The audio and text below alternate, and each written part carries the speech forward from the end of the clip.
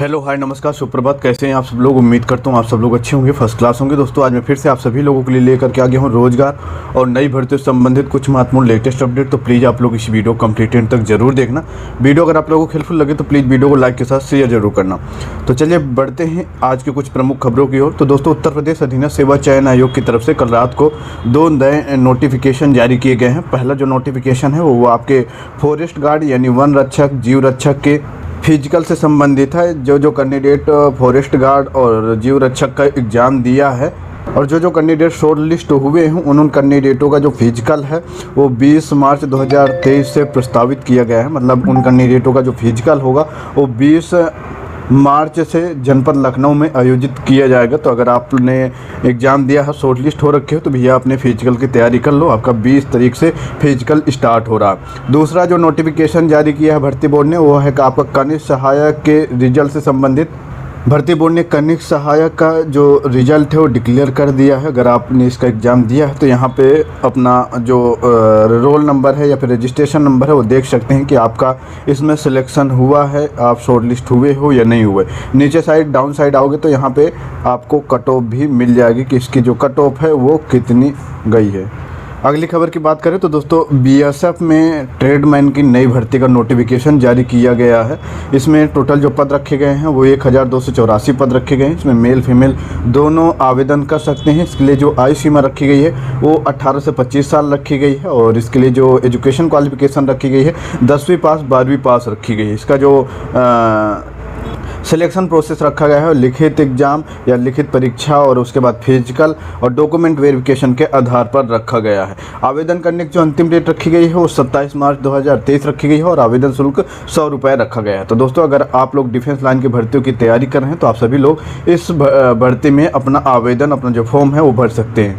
अगली खबर है आपकी उत्तर प्रदेश लोक सेवा आयोग की कि उत्तर प्रदेश लोक सेवा सम्मिलित राज्य प्रवर अधीनस्थ सेवा पीसीएस 2023 का जो नोटिफिकेशन है वो जारी कर दिया गया है। इसमें जो टोटल पद रखे गए हैं वो 173 रखे गए हैं। का जो डिटेल नोटिफिकेशन है वो आपका विस्तृत नोटिफिकेशन और 3/3/2023 यानी कल देखने को मिल जाएगा। इसके जो आवेदन वगैरह हैं वो 3 तारीख से यानी कल से इसके आवेदन प्रक्रिया भी स्टार्ट हो जाएगी और आवेदन करने की जो अंतिम डेट रहेगी वो 3/4/2023 यानी 3 अप्रैल 2023 तक रहेगी और आवेदन करने की अंतिम तिथि 6/4/2023 रहेगी। तो यहाँ मतलब यहाँ पे परीक्षा शुल्क बताया गया है और आवेदन की अंतिम डेट यहाँ बताई गई सॉरी।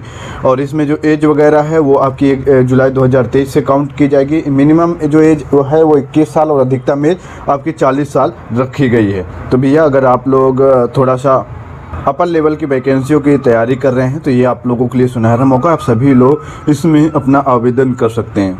फिलहाल अभी इसमें जो टोटल पद डिसाइड किए गए हैं वो 173 पद डिसाइड किए गए हैं। ये भी बताया गया है कि किसी भी परिस्थिति में पदों की संख्या कम और ज़्यादा हो सकती है। तो कम तो नहीं होगी लेकिन हो सकता है कुछ ज़्यादा भी हो जाए।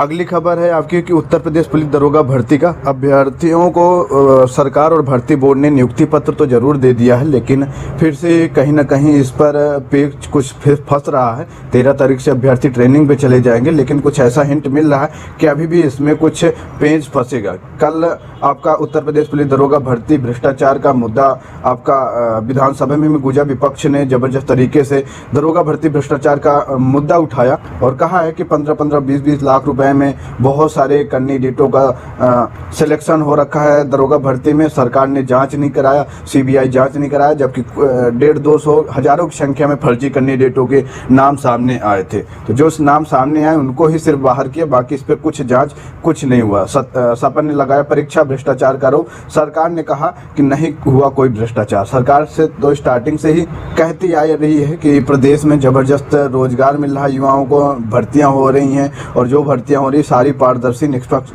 ढंग से हो रही हैं। किसी भर्ती में कोई भ्रष्टाचार घोटाला नहीं हो रहा। कल भी मतलब ऐसे ही कहा कि उन्होंने 1,60,000 युवाओं को रोजगार दिया है, सरकारी विभागों में भर्ती किया है, खासकर पुलिस विभाग में इतने भर्तियां किया है और 3 और महिला बटालियन का भी गठन किया गया है और किया जा रहा है। इनके माध्यम से महिला कैंडिडेटों की पीएससी में भी नई भर्तियां होंगी। एक तरफ योगी जी कह रहे हैं कि किसी भर्ती में कोई भ्रष्टाचार घोटाला नहीं हो रहा है, वहीं दूसरी तरफ डेली भ्रष्टाचार घोटाला की खबरें आ रही हैं। अभी यूपी बोर्ड की एग्ज़ाम चालू हैं। वैसे सरकार ने तो बहुत बड़े बड़े स्टेटमेंट दिए थे कि रासुका लगेगा, ये लगेगा, वो लगेगा, लेकिन इसके बावजूद डेली मुन्ना भाई पकड़े जा रहे हैं। कल के एग्जाम में फिर से 10 मुन्ना भाई पकड़े गए हैं। 3.5 लाख से अधिक ने छोड़ी परीक्षा। आजमगढ़, मैनपुरी, देवरिया, बलिया, फिरोजाबाद, सिद्धार्थनगर में पकड़े गए फर्जी मुन्ना भाई। कई जगह ऐसे भी पाया गया है कि केंद्र के बाहर लिखी जा रही थी यूपी बोर्ड 10वीं 12वीं की कैंडिडेटों की कॉपी। पता नहीं न्यूज़पेपर योगी जी पढ़ते हैं या नहीं पढ़ते। फिलहाल आपकी इस पे जो भी राय हो आप लोग कमेंट बॉक्स में बताओ। बढ़ते हैं अगली खबर की ओर। अगली खबर की 8.4% रहेगी इस साल आईटी सेक्टर की वृद्धि दर। 2.90 लाख नौकरियां बढ़ी।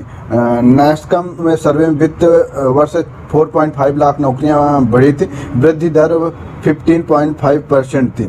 21.8% कर्मचारियों ने अपनी कंपनी छोड़ी। तो थोड़ा सा आईटी सेक्टर के बुरे और अच्छे संकेत क्या हैं कि देश के टॉप 5 आईटी कंपनियों के पास 1800 करोड़ डॉलर की डील पाइपलाइन में है। इस बाबत में इस सेक्टर में मजबूत मांग बनी हुई है। इस कंपनियां अपने प्लांट्स की संख्या 10% वृद्धि का अनुमान लगाया जा रहा है। कम से कम 6 से 7% बढ़ सकता है यह मुनाफा। और अगर कोई कंपनियां अपना प्लांट वगैरह लगाती है तो उससे जायज़ सी बात है कि युवाओं को रोजगार मिलेगा ही। अगली खबर है कि इस भर्ती को लटकाने का इंतजाम परीक्षा से पहले हो गया है। कल पीएनपी ऑफिस के समक्ष 69,000 शिक्षक भर्ती के अभ्यर्थियों ने धरना प्रदर्शन और आंदोलन किया। उन्होंने कहा कि अशासकीय सहायता प्राप्त एडेड महाविद्यालयों के असिस्टेंट प्रोफेसर भर्ती के लिए 6 महीने पहले आवेदन कर चुके 90,159 अभ्यर्थियों की भर्ती प्रक्रिया शुरू होने का इंतजार है, लेकिन भर्ती करने वाले उच्चतर शिक्षा सेवा आयोग का भविष्य अधर में है।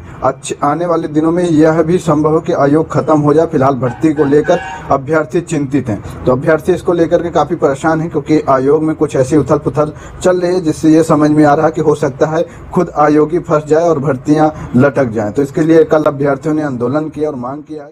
बोर्ड की तरफ से कुछ आश्वासन भी दिया गया है कि आप परेशान मत होइए, घर जाइए, आपकी जो भर्ती है वो शुरू हो जाएगी। लेकिन अभ्यर्थी डटे रहे। कल जबरदस्त आंदोलन किया अभ्यर्थियों ने।